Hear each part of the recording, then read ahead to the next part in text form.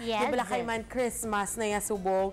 Mayara kita ginahambal nga Santa Claus is coming to town. Yes. Kag nagtuod ina marit siya. Kay man si Santa Claus naghapit sa The Off-Price Store. Lantawon ta.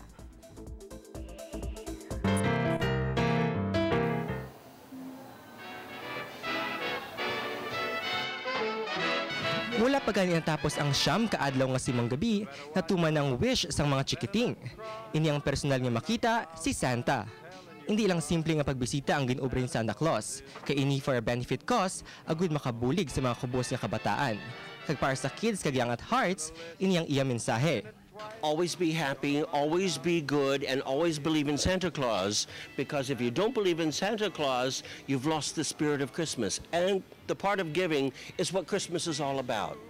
Ang Pasko para gid sa mga bata, kag diri sa arangkada, ang mga aktibidad nga nagahatag importansya sa kabataan, kaangay sini ang dapat lang tatakan, approve.